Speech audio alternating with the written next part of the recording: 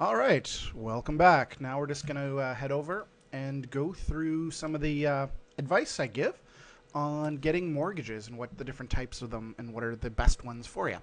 So basically, we're going to just start off. 79% or 69%, almost 70% of Canadians take a 5-year fixed rate principal and interest mortgage. So that's what most Canadians do. The only issue with that is that about 60% of them then during the first 3 years of their mortgage end up refinancing or breaking that mortgage. So they have a huge mortgage penalty usually because they do take a fixed rate mortgage and then break it. And so the banks make a lot of money. A large chunk of their profits, those billions of dollars of the profits they make every year, is coming through breakage fees. From people breaking their mortgage and refinancing. So I always suggest not necessarily doing the principal and interest mortgage. As you can see on the right hand side, this is the difference between a principal interest, compound interest, principal and interest mortgage, and a simple interest mortgage. As you can see, you actually the percent interest rate you pay on a simple interest mortgage is a little bit higher. So for example, you can do a principal and interest mortgage for 2.5, 2.75, 2.65 interest only. Principal and interest. But you can do an interest-only mortgage for about 2.85, 2.95 right now in the marketplace. But it's not the interest rate you pay, it's the total amount of interest.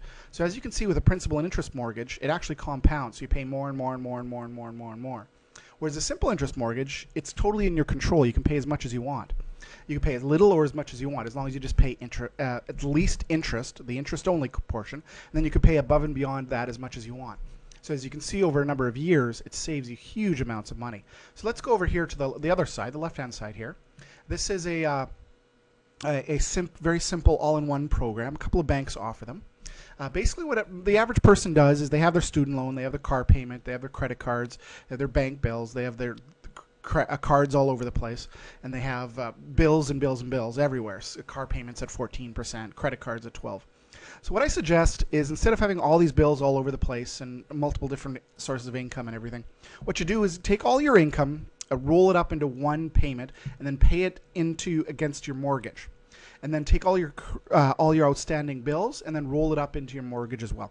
I actually have a great little video on this called "Who Took My Money," and so I'll post a link to that in where this gets posted. So that's available on my website as well. That explains this in detail.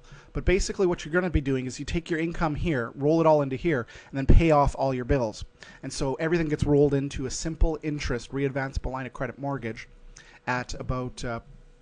Right now, they're about 2.6, 2.7, 2.8% right now. So you can pay it all that off. All your money comes in, pays down automatically your mortgages, and then you can borrow against it each month. So it gives you ultimate flexibility. You can pay off your mortgage in one fell swoop. Like you can make a payment tomorrow if you win the lottery, and there's no penalties. So that's the mortgage that I suggest. This is a kind of really closely associated with that. It's called the Smith maneuver, and it's about how to make your principal residence mortgage tax deductible. So it's a somewhat of a technique, or he calls it a maneuver, but it's Fraser Smith who invested it. He's local here from Vancouver, and so the basic analysis. Again, don't worry about reading the slides. I have a presentation on it on my website. But how it's done is you do a 20% down, put down 20% on your mortgage. So you need at least 20% equity, and then as you take mortgage payments, let's say for example $1,000, 500 of that is principal, 500 of that is interest.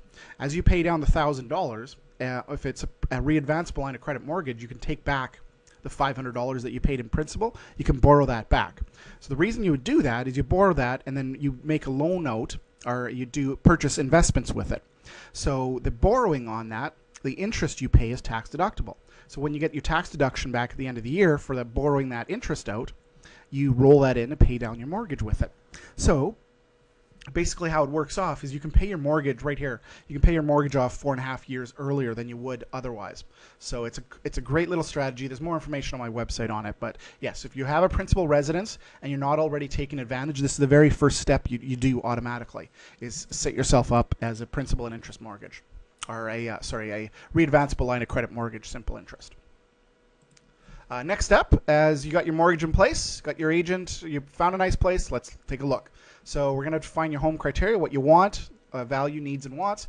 Again, I know a lot about the marketplace, so I'll go through those 15,000 listings, and we'll narrow down 3, 4, 5, 6, 10, 12, however many you want to be looking at and taking viewings on. So I'll be able to help you through that process.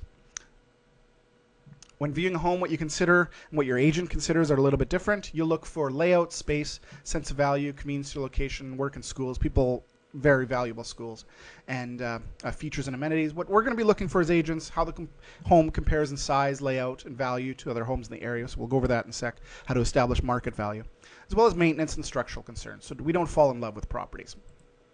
3 components of an offer. Price. Offer must reflect true market value of the home.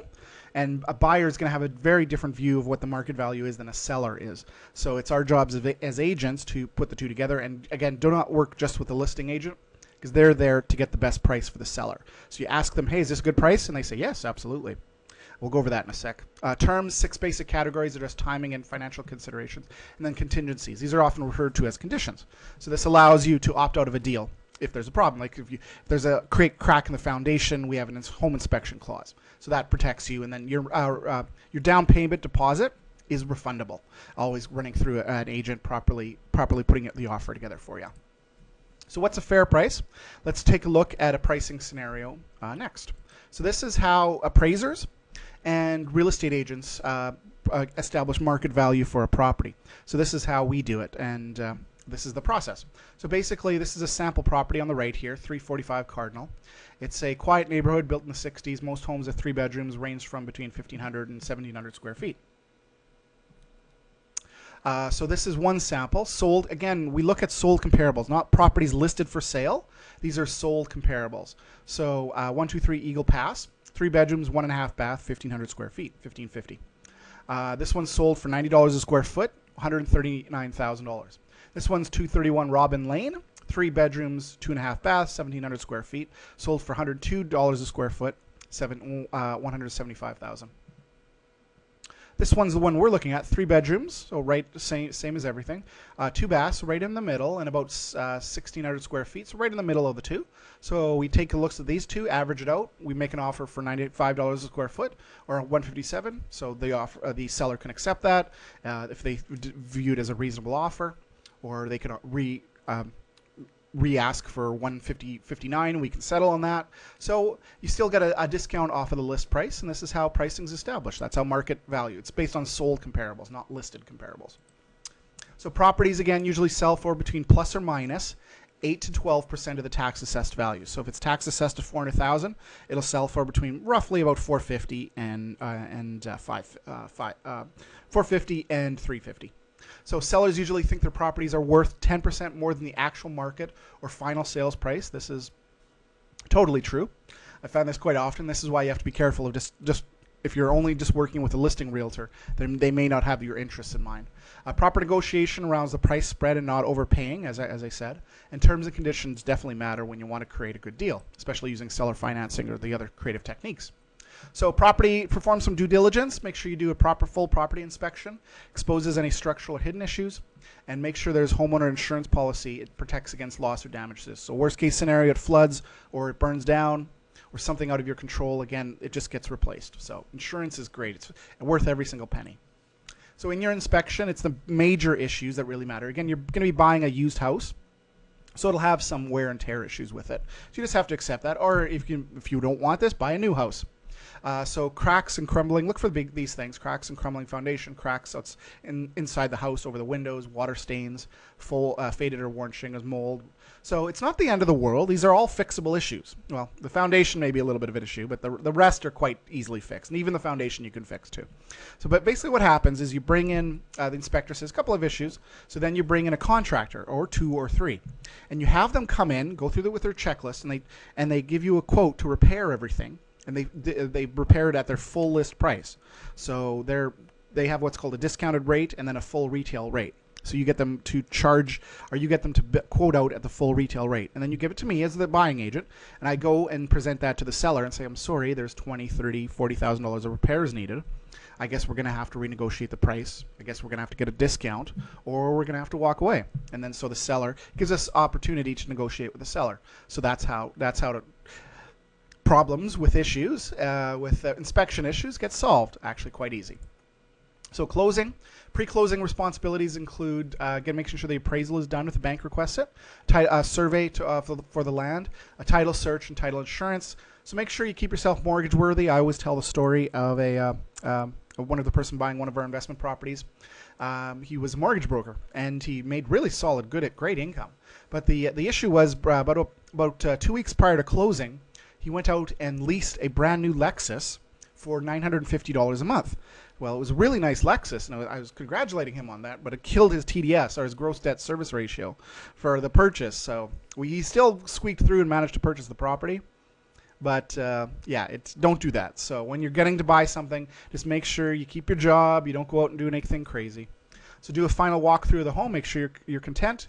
Countdown to closing includes getting your closing statement, certified funds, evidence of insurance. And as an agent, we take care of a lot of those issues with you. We work through the lawyer and the notary to make sure the deal gets done for you.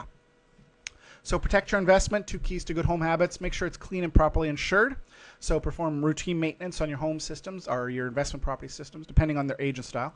Again, don't be a slumlord. I always say the money you may be saving is by being a slumlord and not doing any maintenance is going to cost you when you go to sell it, because a sophisticated investor is going to come in and it's going to say, oh, this needs repairs, this needs repairs, this needs repairs. I just told you how we do that, and then you're going to get a bill or a check or a request to do all these repairs and maintenance that you've been holding off on, and you're not going to be able to sell it for what you want. So so don't be a slumlord. That's my advice. Treat your tenants well. They are your clients, and they will make you rich over time. So watch for signs of leaks or damage and repair. Fixing small problems early can save you big money, especially with leaks. Water damages properties. So keep a file of all your receipts. Everything's maintenance management. You can then show that to the new buyer when they come in, if you want to fix and flip your property, or just for your tax purposes. And so that wraps up last little bit, and the next slide is going to be about the Vancouver Real Estate Club. Thanks very much.